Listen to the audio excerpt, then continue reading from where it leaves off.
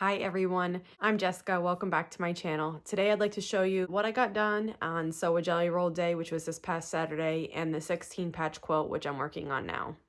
Let's get started. Here's what I worked on at Sew a Jelly Roll Day this past Saturday. I worked on making my X blocks.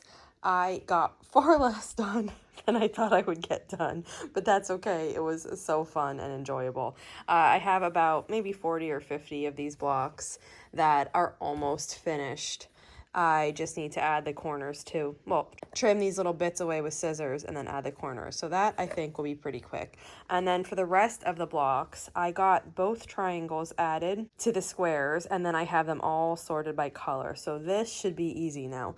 The most time-consuming part so far is adding these triangles to the squares. So I have all of that done, and I think that I'll really just fly through it now. So I'm hopping around today, but I'm definitely hoping to assemble some of these X's. If I can't do it today, this is going to be my main project tomorrow then. Right now, though, I'm working on chain piecing more blocks for those, my little buddies behind us, for the 16 patch baby quilts. I really have no great need to make this right now, but for some reason I want to make them right away and just finish it. I love making this quilt. I love making my daughter's one. And at that time, that was like one of the first couple quilts I made. And I didn't keep good track, and I wish I did, but I didn't know how to actually quilt yet, so I pieced the top and then I sent that out. And I think it might have been the first or second one that I ever sent out, and I just had a basic stipple done to it.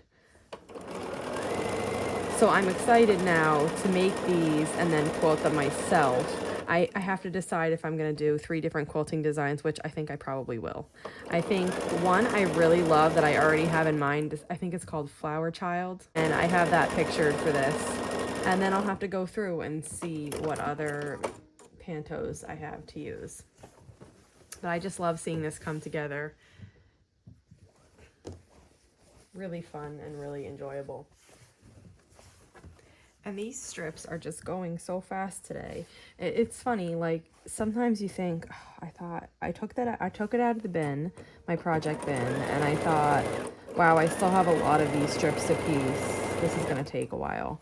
And then I just sat down and started doing some. And I mean, it hasn't even been 10 minutes and I only have 1 stack left. So it's funny, like mentally, sometimes you think something is going to be long or arduous. And once you start doing it, it's just not. So I think since I'm feeling a good flow with this today, I'm just going to work on these. And I don't have too long. I have some appointments today for my quilt guilds. And I don't have too long to really work in my sewing area. So I'm going to finish chain piecing these and then press them. And I think I can have time for that. And if I have time to cut them, I'll cut them also. And then maybe tomorrow morning, we'll see how I'm feeling. I'll either hopefully start assembling the blocks or work on the X block project.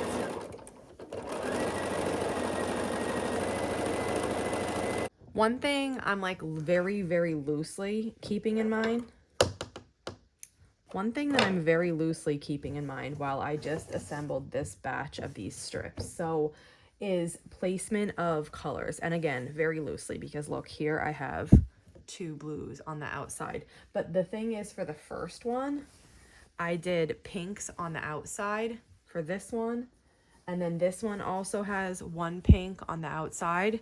So I wanted to make sure that when I did these 2, that I didn't put pinks on the outside, because then when I'm composing my blocks, I might come down to having like 4 pinks in a row, which in the end, it wouldn't matter. And if it happens, I'm going to be fine with it. But I'm just kind of like loosely keeping that in mind. So now I did 2 blues on the outside. I have 1 green. This is my next piece. I'm starting the last set now, and kind of like I've already done pinks on the outside, blues on the outside, greens on the outside. So just whatever this one is, I'm going to let it be. It happens that pink will be on the outside. And then after I sew these 2, I have a white and a blue. And when you're making these blocks, I mean, they're going to end up with some of the same colors next to each other. It's a jelly roll. It repeats colors. And also, the other thing about it is all the colors coordinate and look good together, so it really doesn't matter. But if you were, you know, concerned about having certain things next to each other, when you're sewing these strips, that's when you want to be thinking about it. I actually finished sewing, pressing, and cutting all of these apart. And now what I'm going to do is sort them into groups for the blocks. So I have them laid out here. Each pile is identical. And I'm just going to grab, you know, I'm going to grab 4. When I'm doing this, I'm kind of being mindful of what I want next to each other and what I don't want next to each other. So I don't really mind if I get some like this. I don't mind that these 2 are dots. I'm okay with that. So this is one pile. And then I'm just going to continue sorting, grabbing different ones to make the blocks. And by having these sorted before you go to the sewing machine, it just like eliminates a step of thinking over there. If I were just to take these piles and sew, it could totally work. But by doing it now, I'm kind of eliminating that step when I'm at my machine. And then when I sit down on my machine, I can just go ahead and chain piece all of these blocks. And you can't see, but just right off to the side, I'm stacking them like this. So I have one pile, I turned it a little bit for another, and then that's a third. And then I'll just keep kind of like rotating how I stack them so that I know when I hit a different pile. It's like he knows whenever I'm making a video. And he needs to come and say hello. I'll continue on laying these out until I have all 36 of my blocks laid out and ready to sew. And then I'll just head over to the sewing machine and sew them.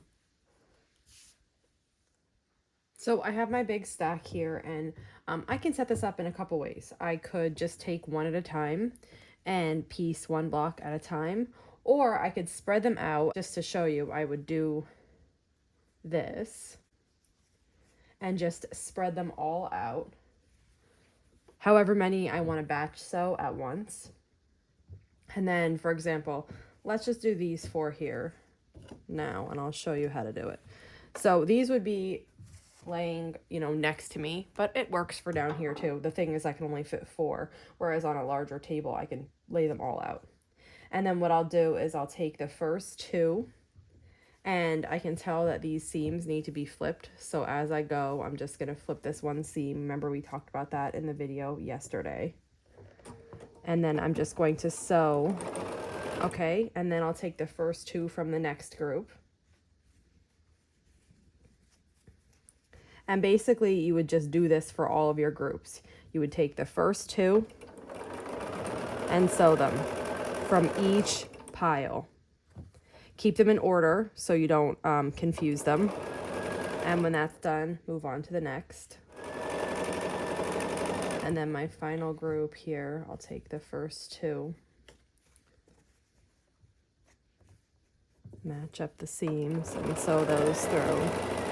Then after you sewed the first 2 for all of your groups, you cut the threads, bring all your whole group back, and then you'd open them up and start adding the 3rd column. Now let's see. Perfect. This actually works out. These seams on the bottom are going away from me. That means this top one has to go toward me. So then you would add, like I said, your 3rd piece to all of your groups. I just added the 4th column to all of these. And now you'll see when I cut these threads, we have 4 blocks here and they're hooked. So you would just come through. I usually do this, go at this from the side. Come through, snip your threads, and then repeat all the way down. So that's one way to do it. Well, that's actually the second way. So the first way is to just make 1 block at a time. Second way is to stack them like that.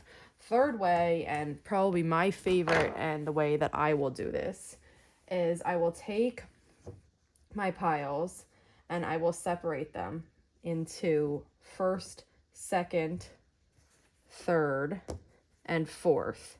And then the next one, I'm going to stack directly on top of that. So first, second, third, and fourth. And I'll just repeat this for literally this whole stack.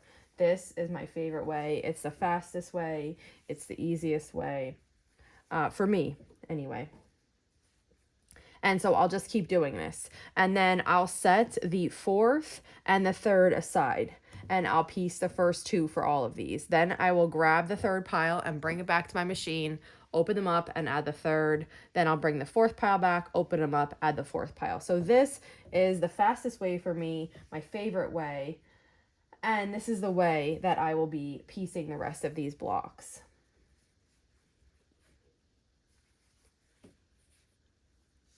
That wraps it up for today. I'm going to keep working on these 16 patch blocks, and I'll see you back here real soon. Thanks for following along.